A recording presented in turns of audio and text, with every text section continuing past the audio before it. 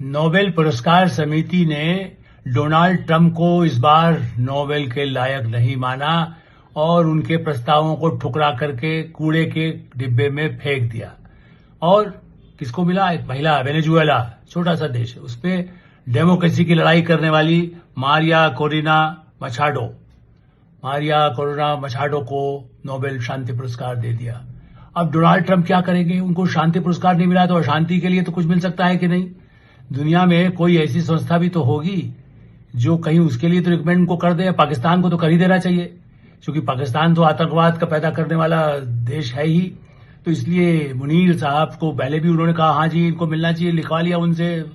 शरीफ प्रधानमंत्री से भी लिखवा लिया, पाकिस्तान सरकार ने भेज दिया, हुजूर स्वीडन की नोबेल पुरस्कार समिति दे दो इनको, ये हमारे दानदाता हैं, हमें देते हैं, अन्न देते हैं, हमको पैसा देते हैं, हमको हथियार देते हैं। उन्होंने कहा शांति का पुरस्कार मांग रहे हो भाई?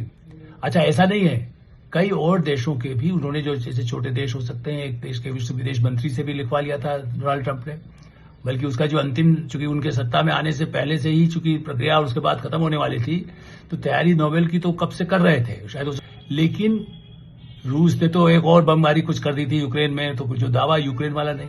भारत ने तो 10 बार नहीं, 20 बार, 50 बार, देश के विदेश मंत्री ने, प्रधानमंत्री नरेंद्र मोदी ने, गृह मंत्री अमित शाह ने, रक्षा मंत्री राजनाथ सिंह ने बार बार दुनिया को बता दिया कि भैया देखो, पाकिस्तान ने मांगा था, बिल्कुल सफेद झंडी दिखा करके कहा कि माफ करो, आगे नहीं करो, अभी हम कोई भी आगे हम भी नहीं करेंगे, आप भी हम पर हमला मत करिए, हमारे तो इतने सारा नष्ट हो चुका है।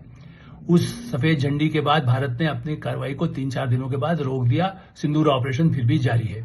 आज इजराइल उनको करा दिया। ये सब जो दावे उन्होंने दुनिया भर के करके जो अपना बायोडाटा भेजा था, ट्रंप को मिल गया धक्का। और अब खतरा ये है कहीं स्वीडन के ऊपर वो टैरिफ न लगा दें, स्वीडन के ऊपर कहीं हमले की धमकी न दे दें।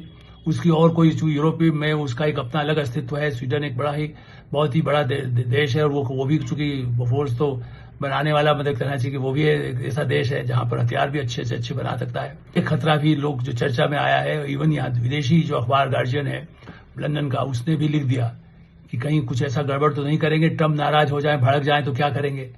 तो दुनिया में लोगों को चिंता हो गई है, बचाओ दुनिया को, कहीं ट्रंप फिर से अशांति का कोई पुरस्कार लेने के लिए ही फिर कहीं कोई बमबारी न करवाने लगे। देखते हैं क्या करने वाले हैं। लेकिन हाँ, शांति रहना चाहिए, सही पुरस्कार उनको बधाई देना चाहिए। जो डेमोक्रेसी जनता के लिए लड़ाई लड़ रही है वेनेजुएला में, तानाशाही के खिलाफ जो लड़ता है, उसको मिलना है कि तानाशाह को और ऐसे सैनिक तानाशाह की तरह व्यवहार करने वाली आतंकवादी सरकारों को समर्थन करता है, उसको नोबेल मिलेगा? नहीं, कतई नहीं मिलना चाहिए।